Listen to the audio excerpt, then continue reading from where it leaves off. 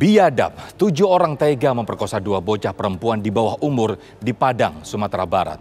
Ironisnya, ke-7 orang pelaku tersebut tak lain adalah keluarga kandung 2 korban itu sendiri. Yang lebih menyedihkan, sang ibu justru tak ingin memperjuangkan 2 buah hatinya yang menjadi korban karena tak ingin keluarganya terseret pidana. Lantas, mengapa lagi-lagi orang terdekat kerap menjadi pelaku pemerkosaan anggota keluarganya sendiri? Berikut ulasan khas ragam perkara, 2 anak dicabuli keluarga sendiri. Mengapa tega?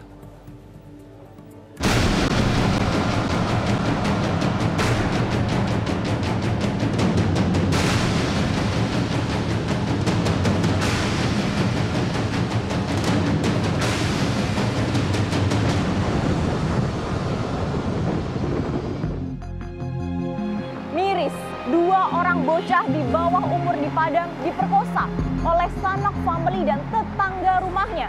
Usut punya usut, sang ibu mengetahui aksi bejat yang dilakukan oleh keluarga dan tetangganya. Lantas bagaimana perkara ini bergulir? Benarkah adanya dugaan pembiaran?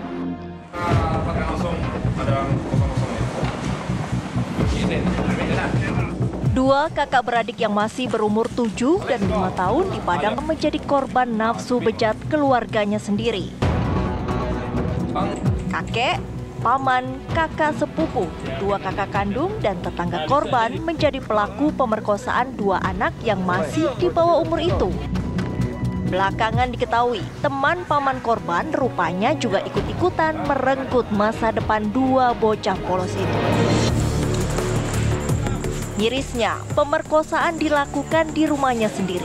Karena selalu dihantui rasa ketakutan tinggal serumah dengan pelaku, korban pun memberanikan diri untuk mengadu ke tetangga lain dan ketua RT setempat. Barulah warga melaporkan ke polisi. Kalau masyarakat otomatis itu marah. Karena masyarakat di lingkungan kita ini, itulah kita usir dan rumah sementara kita segel. Nggak boleh mereka tinggal sementara ini di sini. Pertama, yang kedua, kita kasih kesempatan untuk mencari tempat tinggal yang lain. Yang tak kalah ironi, bukannya memperjuangkan nasib 2 buah hatinya yang menjadi korban pemerkosaan, sang ibu justru enggan bersaksi dan kooperatif dengan polisi. Dalih sang ibu bungkam tak lain lantaran malu dengan aib akibat perbuatan keluarganya. Untuk ibu korban sampai saat sekarang belum mau atau belum bersedia memberikan keterangan karena ibu korban beranggapan bahwa dia tidak ingin melaporkan karena yang akan dilaporkan tersebut juga orang tuanya, kemudian anaknya dan serta saudaranya, sehingga dia merasa tidak mau melaporkan kejadian ini ke polisi.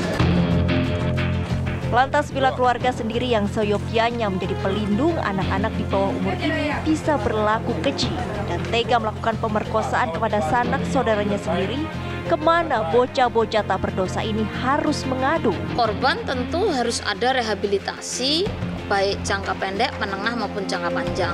Kenapa? Karena itu kan sangat tidak mudah. Pertama mungkin saat ini dia hanya mengerti sakit, tapi belum mengerti sebenarnya apa yang terjadi akibat kejadian itu. Dia tidak mengerti bahwa itu adalah hal yang sebenarnya terlarang, dia ini korban gitu ya.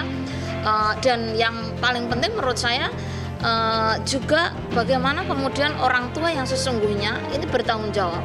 Kalaupun orang tua itu ada konflik kemudian menikah lagi, tetapi pengalihan pengasuhannya itu kan harus jelas gitu. Ibu tetap harus bertanggung jawab. Menjadi korban pemerkosaan tentu tak pernah terbesit dalam benak kedua kakak beradik di Padang, Sumatera Barat ini. Penyembuhan luka fisik maupun psikis menjadi 2 prioritas penting bagi keduanya. Jadi yang harus diperhatikan lebih kepada kesehatan jiwa anak-anak ini, gitu. Trauma yang sudah dihadapi itu seperti apa gitu. Setelah mereka misalnya mengalami masalah ini, sebaiknya dapat penanganan dari pakar yang untuk bisa trauma healing ya, melewati masa-masa yang tidak menyenangkan pada diri dia gitu.